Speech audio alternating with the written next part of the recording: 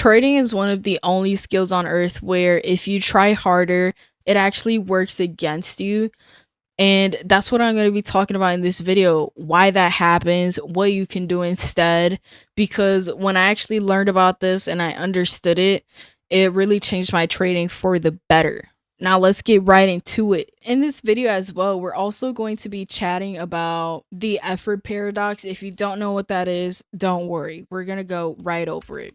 We've all heard this, right? More equals more results, right? So just work harder, right? And I put Andrew Tate here because it's such a good example. Um, if you're like me, you've watched a lot of Andrew Tate naturally. You're scrolling and then he pops up and it's him telling you to get off your ass. And honestly, I really like him for that because if it wasn't for him, I probably would not be here. He definitely inspired me to grind my way, into learning a skill, right? And not only him, but a lot of big creators promote hustle culture, and that's not bad, but just wait, right? With trading, you hear a lot of you need more screen time, you need more setups, more indicators, more, right? More hours in front of the charts. And I heard this as well the other day. I heard someone say, if you're still struggling, you must not be trying hard enough. And that's a bad way to look at it, right? And I think if you're trying really, really hard, that's exactly why you're still stuck, right? That's exactly why most traders stay stuck. And I think we do that. We like to try hard with our trading. We like to put our all into it because it feels responsible, right? It feels like we should be doing that. But in trading, effort and results move apart, right? So everywhere else in life, more effort actually means better results, right? For example, with school, if you study more, then you could score higher.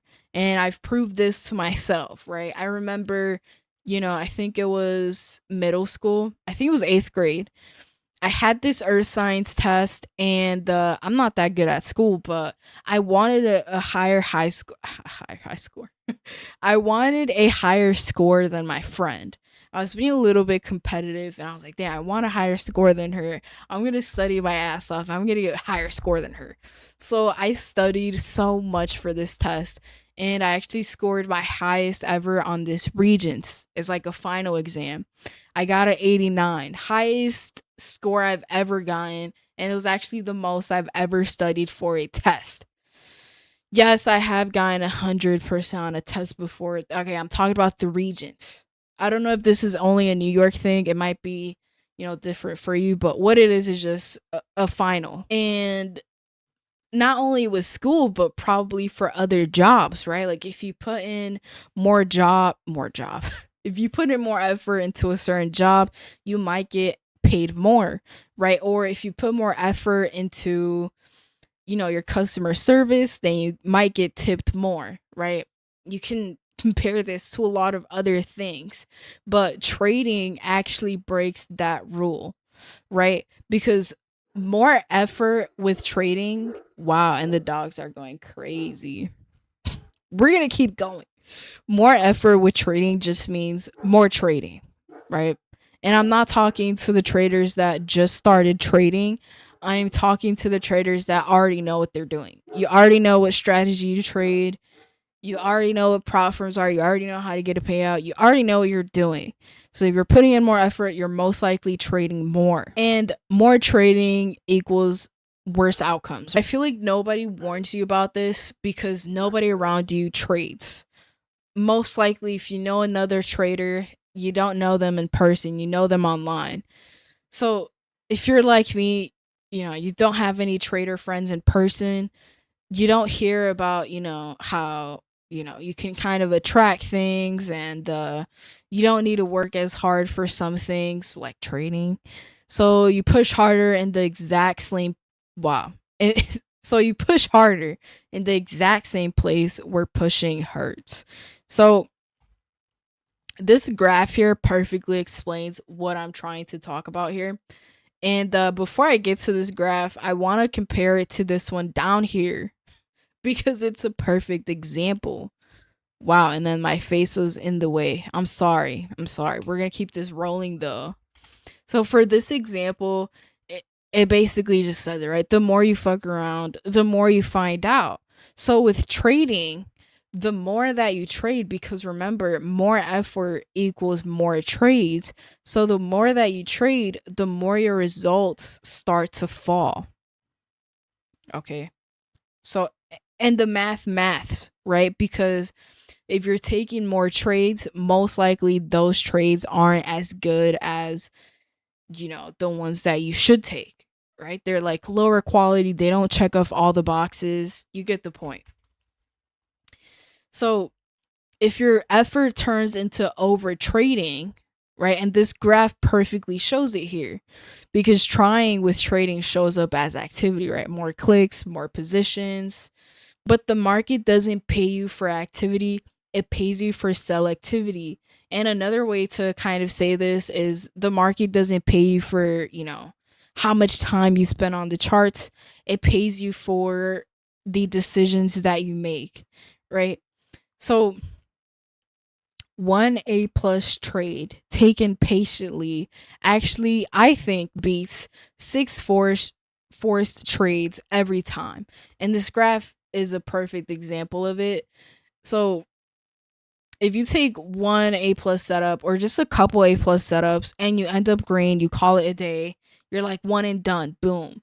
But in the beginning, a lot of us start off green on the day on like a plus setup, and then we get greedy. We start to do a little too much, and that's where you see like this not only spikes, right, but like big spikes. Like you lose more than you planned, and then that pisses you off, so you keep trading and you make a little bit.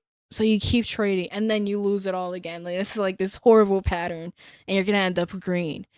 And while sometimes over trading does make you green, over a long period of time, it's not going to end up green. Trust me. So let's talk about the hidden cost, right? The trade that breaks your day. So you have a good day going, then comes the urge like one more. Right? We've all been here before. We're having a really good day, we fucking green all the day, and then it's either like this little voice in our head or our finger wants to click the mouse and we're like, just one more trade, let's click it for fun. This candlestick is like crazy, let's take it. And that extra trade, the one you take to feel productive, yeah, is usually the one that gives you your winners back. That's the one that loses your money. And again, this is kind of another graph here where it shows the path that you stopped, after you took your A plus setup, you call it a day, boom, got your money. But then it shows another path that you can take, which is the one more path. And I want you to think. I want you to think about your days, something like this. Wow, I have a lisp now. Something like this, where you can choose your path. And honestly, this is with life, right? Like, you have the ability to choose any path you want. I don't care what has happened to you in the past, right? At the end of the day, you are the one that gets to choose your own path. So every day, it's up to you on what path you want to choose, right? Do you want to choose, the path that just requires more patience and it gives you a green day, or do you want to choose a path that requires less patience and honestly kind of less effort in a way, but more effort in another way as well? But do you want to choose the path where you end up red because you wanted to do one little more trade, right? It's up to you at the end of the day. And I put this sticker up here to remind you that if you're over trading or you're over leveraging, you're probably doing too much. Unfortunately, a lot of traders fail at trading because they're doing too much, right? Either you're over trading or you're over leveraging, or you're hopping around strategy to strategy, or you're on the charts too much.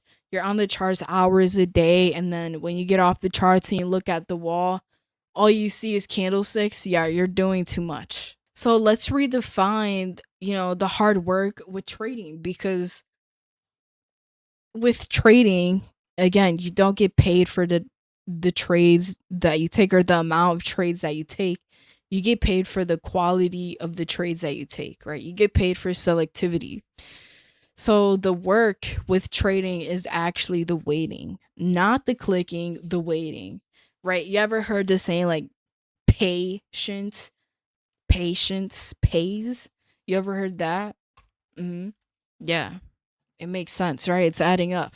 So the real job with trading is to wait for the one trade that is actually worth taking, because your job with trading is not to be busy. One setup that over a long period of time ends up paying you, or the one setup that checks off all the boxes. So sitting on your hands through everything else isn't laziness, that is the skill being performed. For example, I guess this isn't a good example, but it kind of is. So this week was FOMC week, and I've looked at my stats. FOMC week, almost always I lose every single day. Okay, not gonna lie to you, I trade pretty bad during FOMC week, and this week I actually decided not to trade, and what that gave me was one red day. Out of the 4 red days that I could have had, I only had one. And that just kind of shows like I did less, and technically I kind of made more, right? Because I didn't lose as much as I usually would have, which is good. But yeah, with trading, sitting on your hands is kind of what gets you paid. And if that's true, then most of the chart is noise. So you're also getting paid to ignore the noise, right? That also reminds me of like when you see, and we've all been there. I've been there as well. When you see a huge green candle, and then you're like, "Oh my gosh, this looks. Let me buy into it." Right? And then you take the buy and it completely reverses. You bought the top. Um that reminds me of like, wow, the chart is noise, right? Also, another kind of way of looking at it is like, if the chart is noise, then all of these candlesticks are kind of like not a trap, right? But they're out to get your money. That's how I like to think about NASDAQ, is like, you know, most of the time she kind of does what most people don't expect it to do. So like if most people are expecting the buying to come in, that then it sells off. Let's explain this trap again. The trap is that doing nothing feels like failing. Again, because we kind of grew up being told that you need to do more to get more, right? So you look for any reason to act, any reason to take a trade, right? And that's when like a B minus setup starts to look like an A plus setup, something like that. Like a bad setup starts to look like a good one. So not because it improved, right? But because you're uncomfortable. You're uncomfortable with doing nothing. You're not used to it, right? We didn't grow up that way.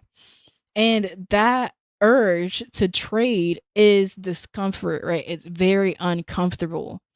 So you kind of have to learn to recognize that discomfort and let it pass. When I'm doing really good with trading, I actually trade the least. Like it's crazy. Every time I've gotten, huge payout, I was barely trading. And I got very used to letting that urge to trade pass. A simple fix to this is kind of just pre-committing to your A plus setup, right? Decide what your A plus setup looks like before the open. Now, mind you, an A plus setup could be multiple different setups, right? It could be a bear flag, bull flag, it could be supply and demand, I don't know, an ICT concept. But as long as you pre-commit to it being an A plus setup, then that's what it is, right? You can have multiple A plus setups. I think a A+ setup is a setup that you know works over a long period of time and you can get paid with it over a long period of time, right? So, decide what your A+ setup looks like before the market open, before you get on the charts, and when you're calm and nothing's on the line, then the rule is simple, right? If it isn't that, you don't touch it. Or if your A+ setup isn't there, then you simply just don't trade it. You wait for a better one. So you're not deciding in the heat of the moment anymore. You kind of have already decided. Have you ever been trading and then you're like, damn, should I take this? Should I not? Well, if you've already kind of decided your A+ setup, there is no second guessing it, right? You're just kind of waiting for it to show up. That's how it should be. And I also want you to reframe what a zero trade day is. A lot of people think if I don't take a trade today, then damn, like I did nothing. But I like to think about no trade days as green days because that means I kept my discipline. No trade day is not a wasted day, it's a day of you protecting your capital, right? And that reinforced the exact discipline that makes the green days possible. You need to start scoring if you followed the plan or if you didn't.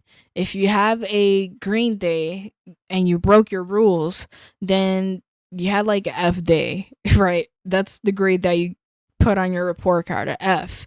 But if you have a red P&L, yeah, you followed all of your rules, then you put an A on your report card and you actually did pretty good.